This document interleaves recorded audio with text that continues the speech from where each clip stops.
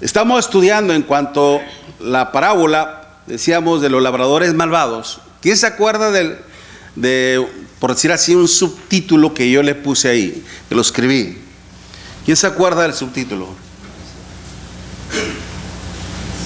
¿O quién lo apuntó?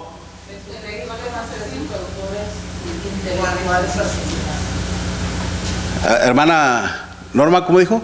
Intelectuales asesinos. Ok, autores intelectuales, hermana Johnson. Jesucristo ante sus autores intelectuales asesinos. Muy bien, ok.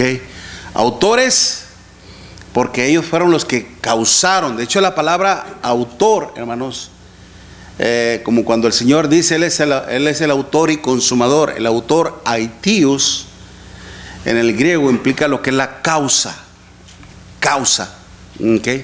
Cuando dice, Él es el autor de eterna salvación, Él es la causa, okay, lo que ocasiona, lo que produce, lo que genera, okay. Entonces, cuando hablamos de el autor, los autores intelectuales, los que causaron, entonces intelectuales, es decir, los que planificaron, maquinaron, pensaron, conspiraron contra el Hijo de Dios. Fueron los que orquestaron, como aquí dice, planearon el asesinato de nuestro Señor Jesucristo. ¿Okay? Hablamos en cuanto a los principales sacerdotes, ¿quiénes se ocuparon en investigar? ¿Quién decíamos quiénes eran los principales sacerdotes? ¿Quiénes habían sido? ¿Quiénes habían sido? Como sacerdote. Bien. Ministraron como sumo sacerdote, entonces ya había pasado su rol. Exacto. Como principales sacerdotes. Muy bien. ¿Alguien más dijo por acá? Representantes del pueblo de Dios. En parte, ciertamente, ok. Pero tal y como lo dice nuestro hermano Víctor, son aquellos que una vez fungieron como sumo sacerdote, terminaba su periodo, era destituido, venía otro en su lugar y se hacía a un lado y quedaba como un principal. Pero ¿alguien más investigó de eso? ¿Alguien más se dio la tarea de eso? Tienen que hacerlo, hermanos. ¿Qué tal si esto es una mentira? ¿Qué tal si esto es una mentira? ¿Qué tal si esto es una mala enseñanza? Acuérdense de lo que hacían los hermanos de Berea. Como dice Lucas, estos eran más nobles que los hermanos de Tesalónica. Razón, porque con toda solicitud, ok, escudriñaban las escrituras para ver si estas cosas eran ¿qué? Eran así, ok. Hay que escudriñar, hermanos, hay que investigar, vamos a ver si es cierto. Okay. Yo nomás les di la información, pero no me acordaba del texto, de dónde lo obtuve. Tenía la información. Y ahora que me puse a investigar, digo, ¿de dónde tú sacaste información? Y otra vez a investigar. Y yo la encontré esto. Okay. Entonces, ciertamente, como los ancianos del pueblo, que el Sanedrín, por decir así, okay, el grupo del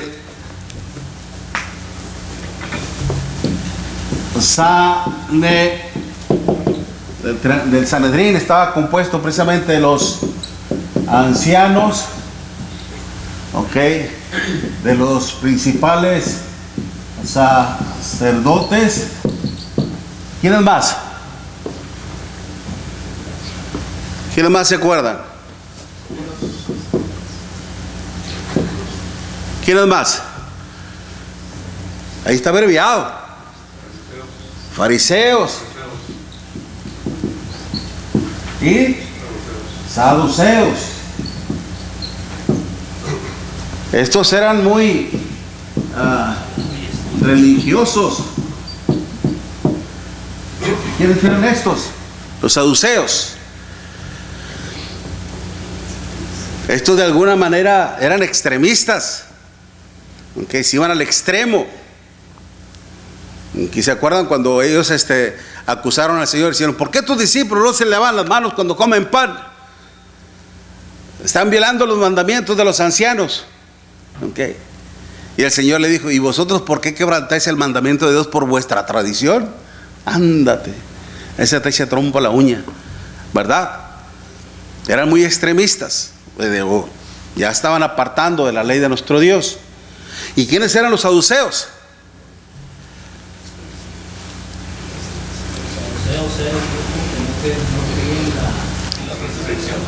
Bien, no creían en la resurrección, ciertamente. ¿Qué más? Los saduceos no creían en la resurrección.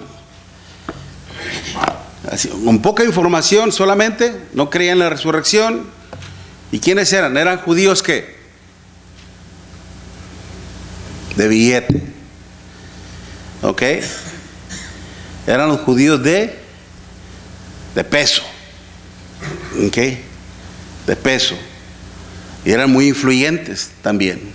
Entonces todos estos componían el grupo del Sanedrín, quien gobernaba al pueblo en una forma moral, religiosa o espiritual. Okay. Entonces, y que muchas veces este sistema ya se había corrompido. En el tiempo de nuestro Señor Jesucristo ya se habían corrompido. En un juicio eran corruptos, eran partidistas. Favorecían más al que tenía poder que al pobre. Okay. Cuando deberían de haber sido puestos por Dios. De hecho, mire, en Números, número 18, ¿se acuerdan cuando Moisés era quien juzgaba todos los casos de nuestro Dios? Okay. Juzgaban todos los casos de nuestro Dios, y llega Jetro y le da un consejo de parte de Dios. Okay. Porque él mismo le dice, te aconsejaré y Dios estará contigo. Allá en Éxodo 18, versículo 19. Éxodo 18, versículo 19. Y somete tú, dice, los asuntos a Dios, y enseña a ellos las ordenanzas y las leyes, y muéstrales el camino por donde deben andar y lo que han de hacer. Escoge de entre todo el pueblo, a cualquiera. Agarra a cualquiera persona. Dice así. Válete de cualquiera. No. Ok. Entre todo el pueblo, varones de ¿qué? De virtud, temerosos de Dios, varones de verdad, que aborrezcan la avaricia, y ponlos sobre el pueblo por jefes de millares, de centenas, de 50 y de 10. Ellos juzgarán al pueblo en todo tiempo, y todo asunto grave lo traerán a ti, y ellos juzgarán todo asunto pequeño. Así aliviarás la carga de sobre ti, y la llevarán ellos contigo. Si esto hicieres, y Dios te lo demandare, tú podrás sostenerte, y también todo este pueblo irá en paz a su lugar. Y oyó Moisés la voz de su suegro, e hizo todo lo que le dijo. Escogió Moisés varones de virtud de entre todo el pueblo. Okay. La palabra virtud, hermanos, en el hebreo es hayal, pero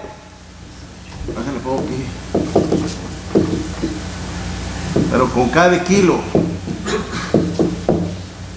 implica una persona que es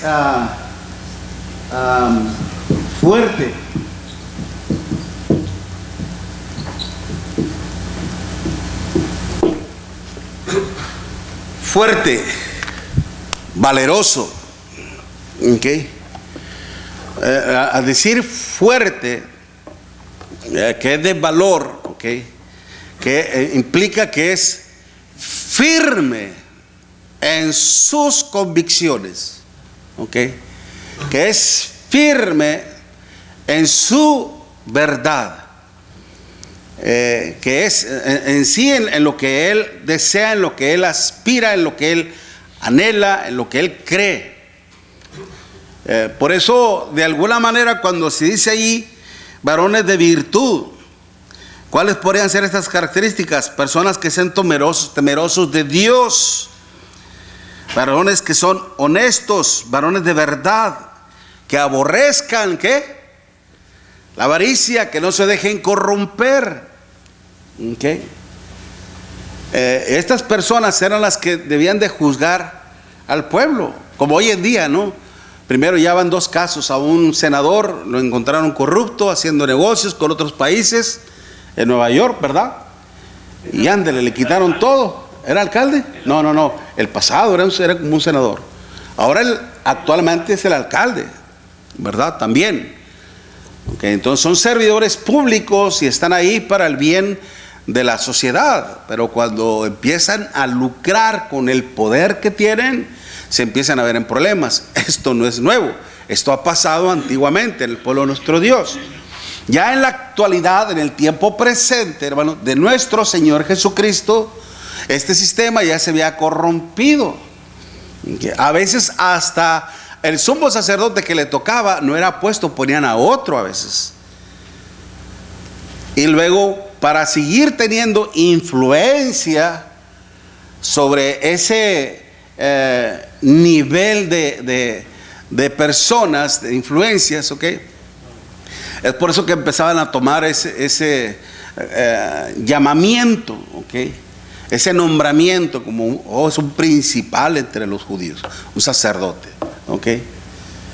Porque adquirían influencia, adquirían poder, adquirían dinero, ¿okay? Y obviamente buscaban la fama, el prestigio de los hombres y no de Dios.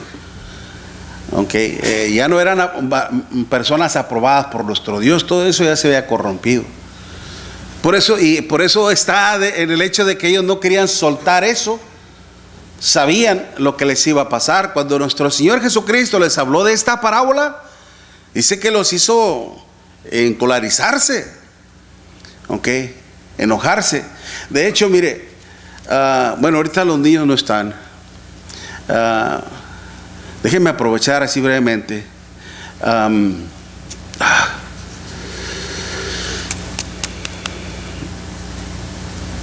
Es que si lo digo o no lo digo.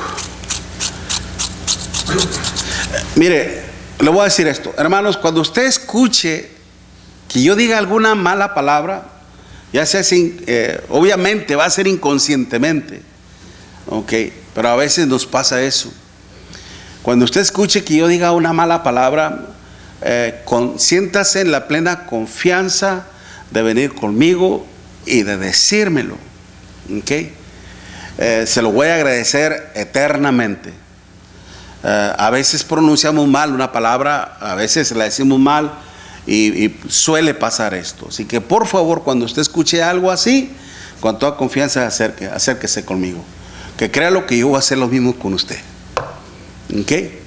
Así que por favor les recomiendo, les pido esto de favor. Bueno, entonces decíamos la parábola esta que el Señor estaba trazando, les estaba de alguna manera anunciando, profetizando lo que ellos iban a hacer con nuestro Señor Jesucristo. Acerca de esta vid, decíamos, si vamos allá en Mateo 21, ¿verdad? 21:33, a ver, espérame tantito. Y era una viña en la cual era una enseñanza que los israelitas, que los judíos tenían que estar muy familiarizados. ¿Se acuerdan que hablamos de la cita de Isaías capítulo 5, versículo 7, del 1 al 7, en donde el Señor dice, vamos a leerla nuevamente, así rápidamente para poderle avanzar. Isaías capítulo 5.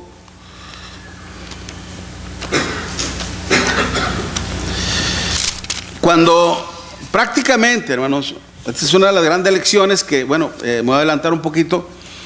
Cuando nosotros como pueblo de Dios no cumplimos con las expectativas de Dios, es decir, con lo que Dios espera de nosotros, tenemos un serio problema. ¿Okay? Un serio problema. Y es por eso que hay que... Y es un serio problema dado a que Dios no solamente se llega a sentir frustrado, sino que triste también. ¿Okay? Se llega a sentir frustrado. Así como cuando el rey Saúl no hizo lo que Dios le había mandado. Y va con su profeta Samuel y le dice: ve a enfrentarte con este hombre. No hizo lo que tenía que hacer. Me pesa mucho haber puesto a este hombre por rey. ¿Qué significa me pesa? Me arrepiento. Me duele demasiado. Estoy entristecido. ¿Okay? Entonces veamos Isaías 5. Ahora cantaré por mi amado. El cantar de mi amado a su viña. Tenía mi amado una viña en la ladera fértil. La había cercado y despedregado y plantado de vides escogidas. Había edificado en medio de ella una torre y hecho también en ella un lagar, y esperaba que diese uvas. ¿Y dio uvas qué? Silvestres. Ahora pues, vecinos de Jerusalén y varones de Judá, juzgad ahora entre mí y mi viña. ¿Qué más se podía hacer en mi viña que yo no haya hecho en ella? ¿Cómo esperando yo que diese uvas ha dado uvas silvestres? Os mostraré pues ahora lo que haré yo a mi viña. Le quitaré su vallado, es decir, su protección. ¿Saben lo que era una protección, hermanos? ¿Cómo se hacía una protección? Era como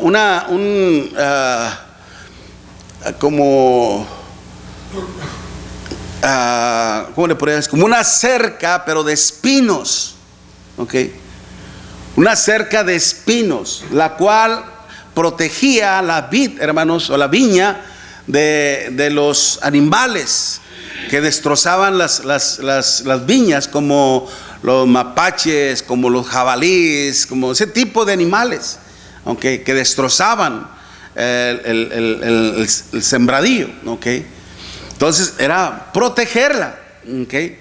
La protegió, dice. Pero ahora dice: le voy a quitar su vallado. ¿Qué significaba eso? Ya no iba a tener ninguna protección alguna. Y todos sus animales, el jabalí, de hecho, hermanos, era considerado como un animal inmundo. Era como el puerco. Era un animal inmundo. ¿Okay? ¿Qué está diciendo aquí? Tu casa se va a convertir ¿en qué? ¿En qué? En un muladar. Van a venir los cerdos y la van a devorar, la van a destruir. Okay. Eso era lo que iba a pasar con el pueblo de Israel.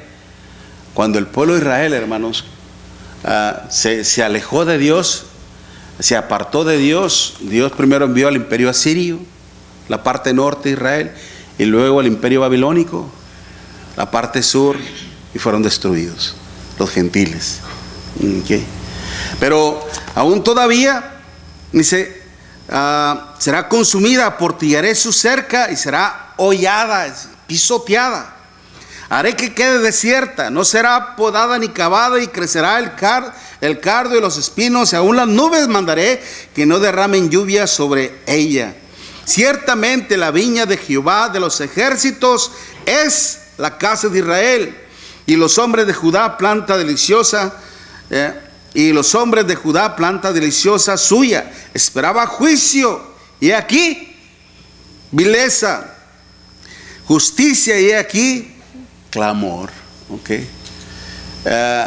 Cuando se oye el clamor, hermanos, es como cuando ¿se acuerdan de aquella mujer viuda que iba al juez para que le hiciera justicia?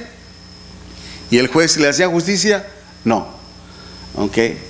Si estas personas habían sido puestas como gobernantes, era para que aplicaran la justicia de nuestro Dios e hicieran justicia a los afligidos, a los inocentes. ¿Okay? Porque es el propósito de Dios, como lo que estábamos estudiando en Romanos capítulo 13, ¿se acuerdan? Sométase toda persona a las autoridades, porque ellas han sido puestas por Dios. Y a quien se resiste a la ley, resiste a Dios. Y estábamos viendo las razones del por qué Dios manda esto. Okay, la ley se está. ¿Para quién está la ley? ¿Eh? Una Biblia. ¿Sí? ¿Y?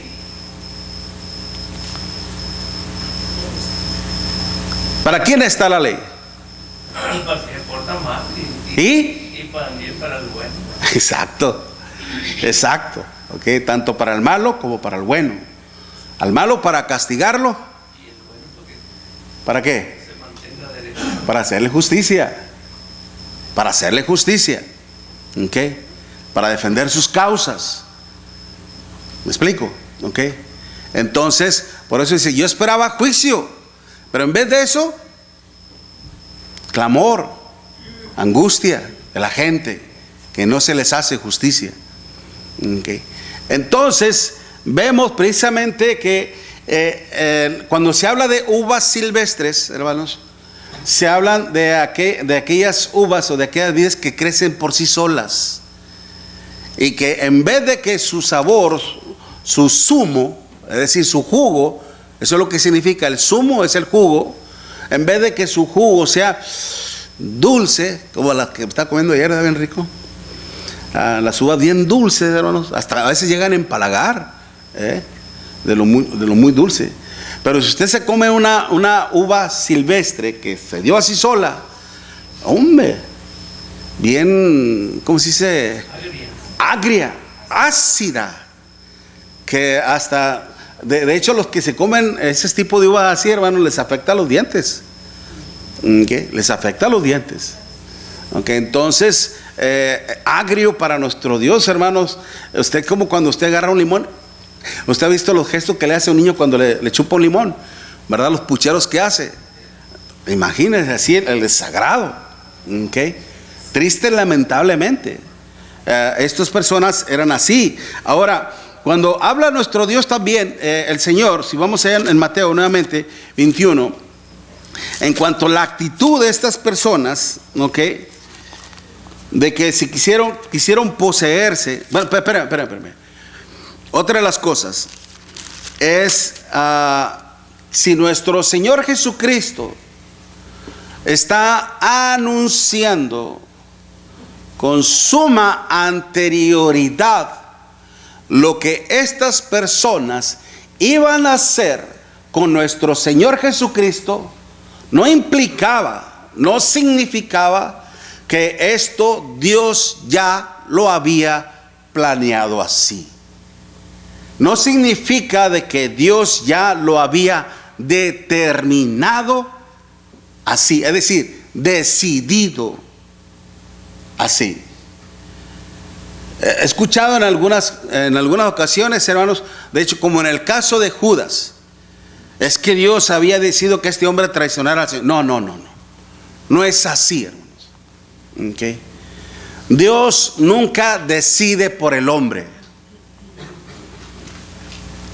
Por eso es de que Dios a cada uno de nosotros nos dio la libertad de poder elegir por cada uno, por sí mismo.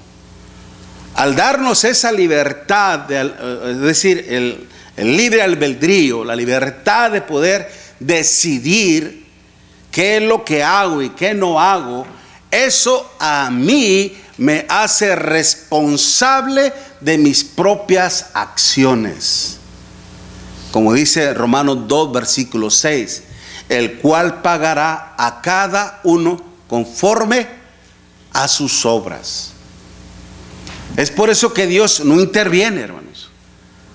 Tal vez hay ocasiones en que Dios sí interviene cuando ve no sé, algún problema grave, serio. No sé, hay cosas, hermanos, que a veces es difícil todavía hacer una clara comprensión en cuanto a todo el carácter o la voluntad de nuestro Dios. Lo que es la ciencia de la teología, hermanos, es tan inmensa como la anchura y la profundidad del mar. Y toda esa anchura y profundidad no puede caber en este pequeño vasito, ni en este ni en el suyo.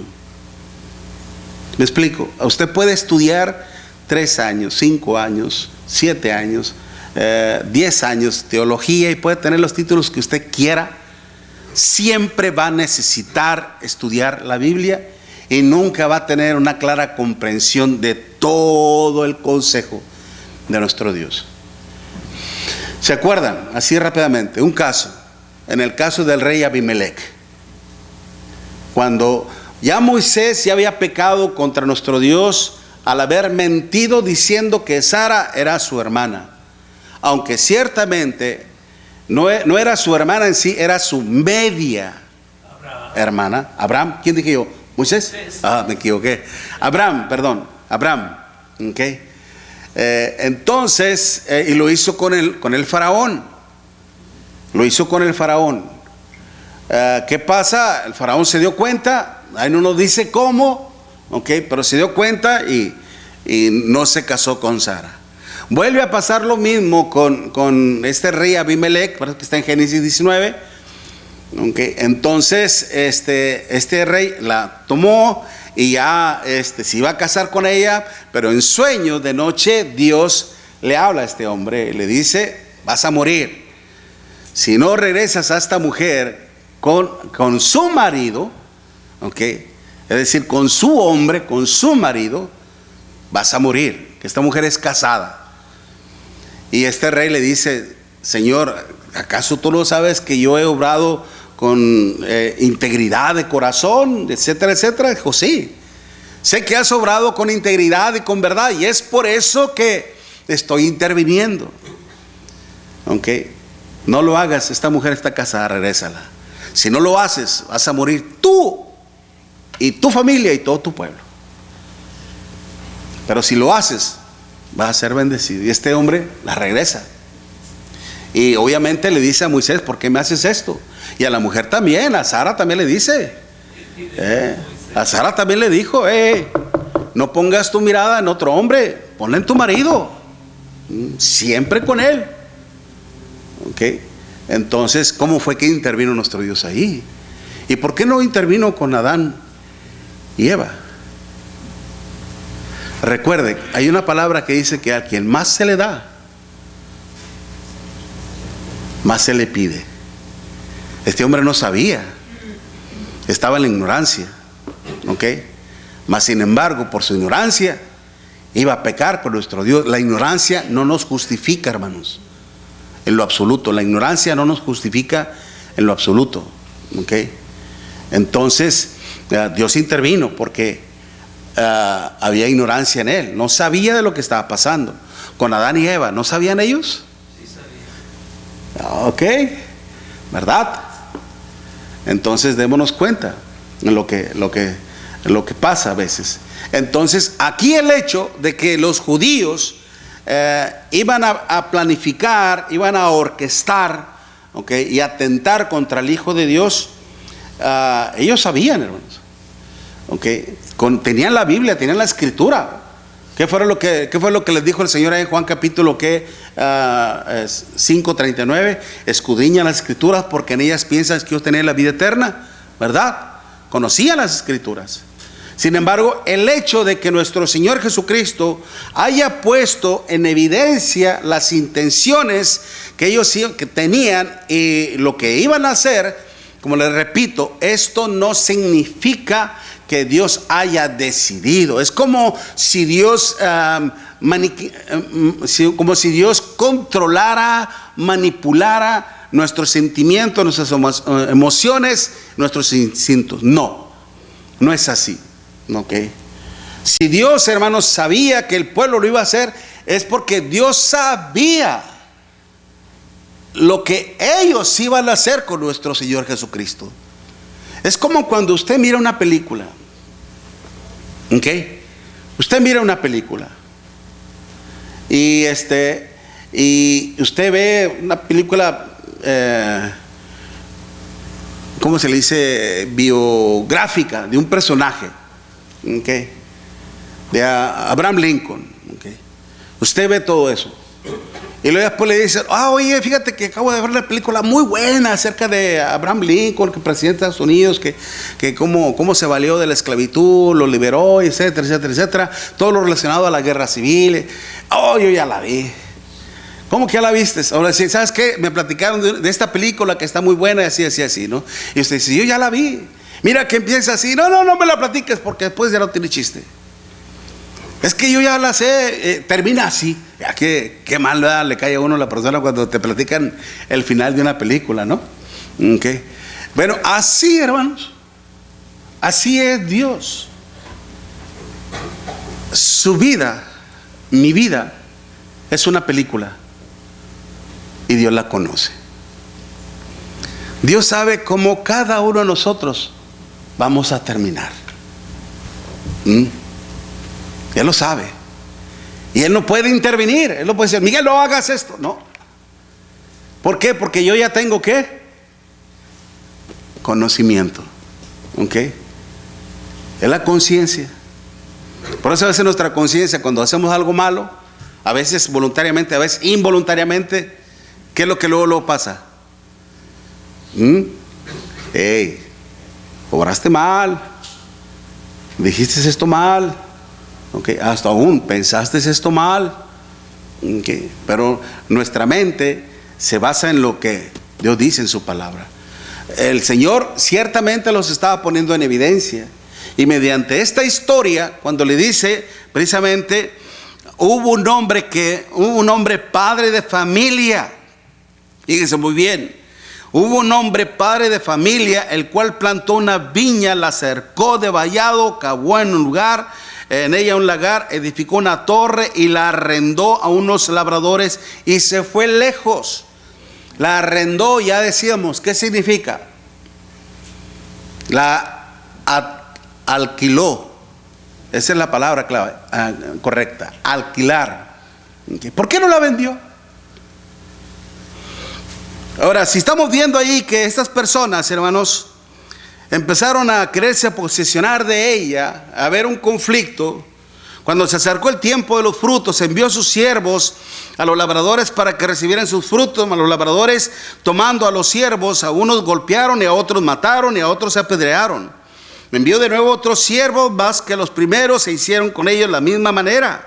Finalmente les envió a su hijo, diciendo, tendrán respeto a mi hijo. Mas los labradores, cuando vinieron al hijo, dijeron entre sí, este es el heredero, venid, matémosle y apoderémonos de su heredad. Si ya viendo en primera instancia, en primer lugar, que ya estaba teniendo conflictos con estas personas, o en el segundo, o en el tercero, ¿saben qué? Vamos a llegar a un arreglo, vamos a venderla. Si queremos meternos un poco en esta historia ficticia, aunque es ficticia, inventada, pero con hechos reales, ¿okay?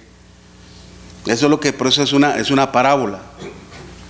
Es un cuento, digamos, un cuento, pero con cosas reales, con hechos reales, ¿ok? Entonces, ¿por qué no la vendió?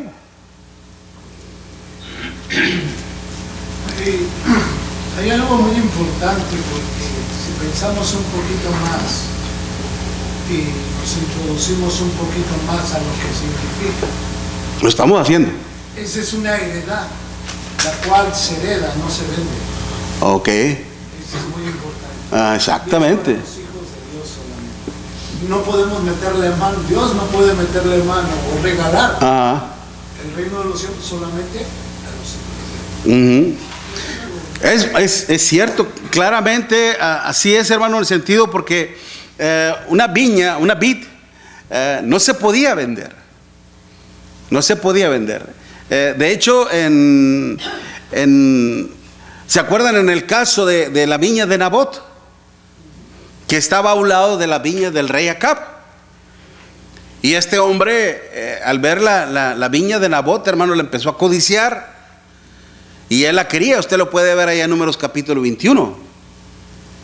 Y cuando él le dijo, véndeme la viña, o le decía, dame tu viña para que sirva de huerta para hortalizas, porque está cerca al lado de mi casa, y yo te daré su lugar una viña mejor. Si prefieres, te daré su precio en dinero. Okay. Dice, pero Nabot le dijo a Acab, no permita el Señor que te dé la herencia de mis padres. Muy cierto. Okay. Dice, entonces Acab se fue a su casa disgustado y molesto a causa de la palabra de Nabot de Jezreel, que le había dicho, pues dijo, no te daré la herencia de mis padres, precisamente porque era un mandamiento. En Levíticos capítulo 25, versículo 23, ahí está el mandamiento de que no se podía vender, que se podía traspasar como heredad. Es mía, y luego se la pasaba a mi hijo, y luego él a su hijo, y así sucesivamente. Ya que se acababan los hijos o algo, que no tenía hijos, se pasaba al hermano o a la hermana. ¿Okay? Y así sucesivamente se iba traspasando, pero no se podía vender. Por eso es de que en la parábola que estamos viendo, el padre de familia, ¿okay? En sí la viña, hermanos, era de la familia, tanto del padre como de la familia. Y qué importante por eso es entender el trasfondo también de esto. Estas personas, hermanos, empezaron precisamente a quererse poseer de ella de una manera violenta, como lo hizo el rey Acab. ¿Qué esperaba Dios? Cuando nuestro Dios, hermano, o nuestro Señor Jesucristo les revela precisamente lo que ellos estaban conspirando a hacer, lo que ellos estaban intentando hacer, ¿qué era lo que Dios quería lograr con ellos? Decirles, o simplemente decirles, ¿saben qué? Ustedes no tienen remedio, esto va a ser así. Si Dios sabe que no tienen remedio, entonces ¿para qué hablarles? Es como a veces que escucho a gente decir, ¿para qué le dices? ¿Para qué quieres obligar a tus hijos? ¿O para qué quieres aconsejar a tus hijos? Al fin de cuentas van a hacer lo que ellos quieran. Pues sabemos muy bien que usted y yo como padres tenemos una responsabilidad con nuestro Dios, que mientras esté nuestro parte, aconsejar a nuestros hijos. Ya si ellos lo aplican o no lo aplican, ya va a ser responsabilidad de ellos. Pero Dios esperaba que este pueblo se arrepintiera, hermanos. Cuando este rey Acab, hermanos, lloró, se enojó y fue y se lo platicó a su esposa Jezabel o Jezreel. Jezabel, ok. Este hombre le dijo, ¿qué no acaso tú eres el rey de Israel? Tú puedes hacer lo que tú quieras. Que conspiraron contra entonces Nabot y lo mataron. Y ahora sí, mira ya. Esto era lo que te estorbaba, tómala. Y este hombre toma la viña. Pero después, ¿qué hace Dios? Le envía a su profeta. Ándate paseando. ¿Ok? Y le da la sentencia. Lo increíble de esto es lo que, fíjense lo que dice la escritura, hermanos, cuando este hombre es confrontado por el profeta. Déjeme ver.